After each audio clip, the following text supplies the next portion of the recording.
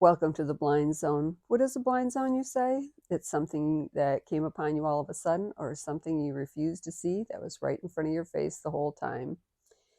Today's episode is on humor, and in honor of that, I have dyed my hair pink. Isn't it lovely? Well, my production manager said it is very pink, but trust me, it's pink. Anyway, what brought this topic up was I, well, I have to step back a second. I have to say, I have learned more about me in doing these episodes of The Blind Zone than I ever thought possible. And this is one of those events. Now, humor, I love humor. I love laughing. I love making people laugh. I see the value in humor. I know I learn more when, bad things happen. There's more lessons to be learned. But humor is just kind of a way of saying that the joy God gave me is real and that he's overcome the world and so I can still laugh. And I have to tell you that my mother was probably one of the funniest people on the face of the earth. I mean, professionals or real people. My mom was hilarious. She had a way of saying things that just cracked me up all the time. She was funny, funny, funny.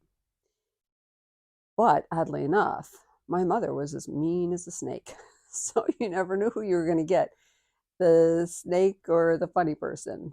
And she had a troubled life, but whenever I think of her, I always say my mother was really a funny person. There are a couple people that are funny in my life. My son's very funny. In fact, he used to get me in trouble all the time in church when the three of us would go, my husband and my son and I, and my son would say or do something that would have me laughing in church, and then we'd get the the glare-eyed stare from my husband, which made us laugh even harder. But anyway, so humor is very important to me. I really like humor. And the people I hang out with, my friends, they make me laugh and they let me be who I am and they appreciate my humor. So, what brought this whole thing up, I was just sitting here, waxing nostalgic, and I wanted to talk about an incident that happened a couple years ago and many, many years ago. My husband had went on a business trip, and I was sitting at home, and I came across a paper flyer for a community education, adult education program. And in it were two things that really piqued my interest. One was ballroom dancing, and the other was a class to be a stand-up comedian. Well, I loved humor, so that seemed like it fit. And my husband and I don't really do dancing well, and I thought, well, if somebody could teach us, that'd be great. So I signed up for both of the classes. And when I came home, my husband was very surprised that I had signed us up for ballroom dancing, but he was a good sport and we went. Now, of the two classes, the ballroom dancing and the stand up class, I have to tell you, the ballroom dancing was by far funnier because my husband and I, we have no rhythm. In fact, I dance just the same way I did when I was in the seventh grade. You want to see the pony or the swim? I'm your gal. But ballroom dancing, we really stunk. And we tried, and the instructor went around and around just trying to show us and teach us. But by the end of it, he and I were laughing so hard, and we just went home. And it was fun. We didn't learn anything, but it was really good 6 weeks. So, along with that, I was doing a 6 week class in how to become a stand up comedian. And the guy who was our teacher was a professional comedian, but I can't remember his name, so I guess he wasn't that famous. But anyway, he had lots of wisdom. And at the end of this protracted 6 weeks, we were supposed to go perform at a true comedy club. And I'm all in for that. I love public speaking, so I was good with that. So I went into this just, wanting to learn and grow. So I have to set the stage. So when I got there on the night of performing, I had worn a short red sequin dress. I had on red high heels. I had a bouffant hair, well, as much as my hair will bouffant. I don't really have a lot of hair. And I also had a garish amount of makeup. Think of Mimi like on Drew Carey. So I looked over the top ridiculous, but that was part of that was part of the shtick, because in my opening sentence when I got on stage was, I'm a church secretary. And then I do this little curtsy, and then I say, well, but the pastor has made me promise not to tell you what church I work for. And then I went on to say, dear Lord, please don't let me die up here. Amen. And my third point of contact was, I said, I am up here because I don't think my husband pays enough attention to me. I bet he's paying attention now. And then I went on with my spiel, and it was about 8 minutes long, and it was well received. And I poked fun at some things that, were ironic twists. I wasn't mean, but it was like saying I wanted a tattoo, and my son forbid me from getting one.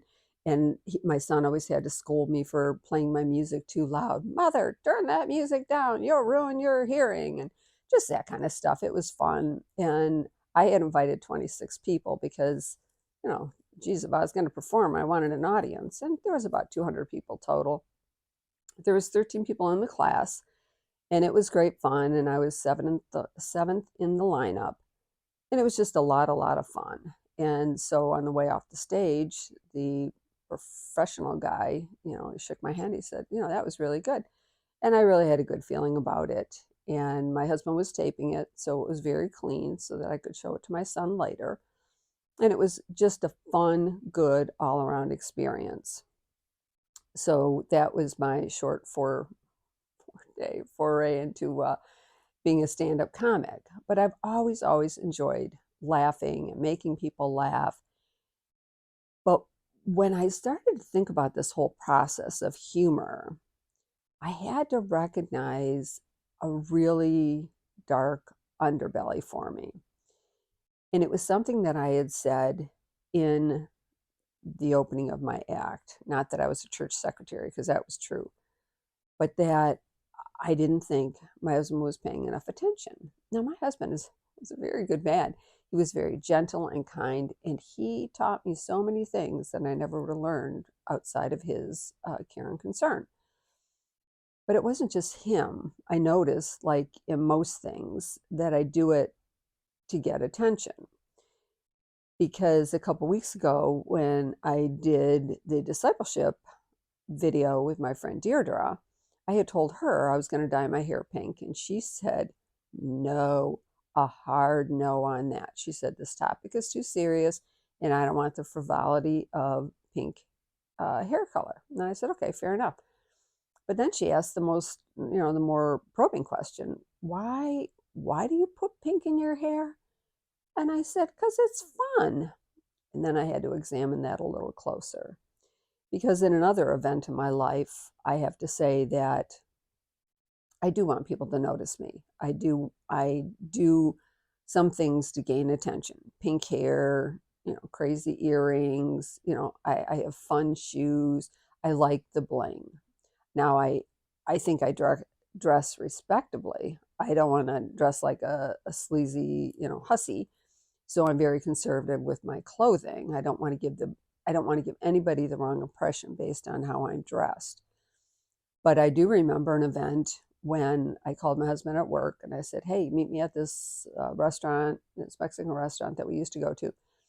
And I showed up and I looked kind of trashy. I had on a short black dress. I had these 3-inch black stilettos. I had my hair all poofed up. I had a purple gardenia, over my ear.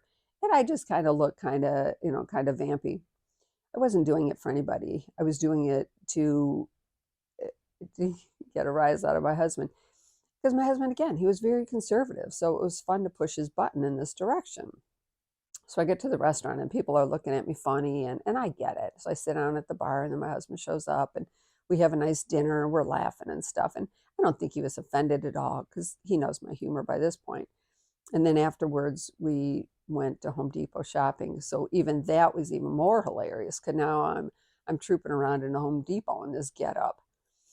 But it made me think about all the ways that I have used humor. I have used humor so that people will like me. I have used humor so that people would be more attracted to me because I can be funny. The pink hair, that's just an attention getter. Lots of things that I have done in my life. And so I had to ask myself, why that really was. And again, I like the attention. If I could have any job on the planet, it would be public speaking. I guess, and to make that happen, I make my own YouTube channel so that I can hear myself talk. How ridiculous is that? But then I was reminded, because this whole thing started, to even back up another few steps, I was in the book of Leviticus. And there were some things in the book of Leviticus that you wouldn't even think, that's not a funny book. That's a tough book to read. But there were things in there that I was laughing my head off. So I told my friend CJ about it over lunch, and her and I were just laughing our heads off. We thought it was hilarious. So that's what this humor video is going to be about. It was going to be about me poking fun at a few of the incidents in Leviticus. So then I told my friend Deirdre, who is the much more stable of my group, and I told her, and instead of laughing, there was this silence. And she said, "That's not funny." And I was like, oh. So when humor isn't funny and somebody corrects you, you have to understand that. So I looked at it closer, and what CJ and I thought were hilarious maybe wasn't going to be the Blind Zone worthy, but in my head it was still funny. So I do take correction, and in one instance, my husband and the pastor and I were all standing in the narthex, and we were talking, and the pastor had said something, and then I said something, and then the pastor laughed, and David looked at me and he said, "You don't have to try to make everything funny." And I understood that rebuke, and I took it to heart. And from then I was very, very much more cognizant of when I was using humor in a good way or just to gain attention. Because it's great to laugh. I mean, life is just too hard. And so I always try to find the humor in stuff. And sometimes I think things are funnier than they really are, but maybe that's just me. So again, the 3 points that I really had to think about with this was I do like humor. I do like to laugh. I have a favorite comedian that I've followed for over 20 years. She can still make me roar every time. I've seen her in person. I always watch her when I can find her on YouTube. And it's just great fun, and I only like clean humor, though. I don't like raunchy. I know that people find that funny, but I just can't do it. But anyway, humor is a good thing.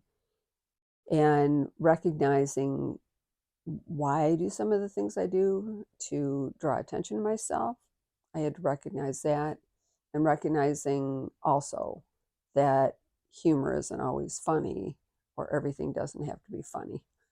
So I balanced out that issue too. So I guess this is just a more lighthearted The Blind Zone, where I reflect again things I've learned getting to do these episodes, and just life is hard enough. So go out and find some fun friends and just laugh at life. And we'll see you next week on The Blind Zone.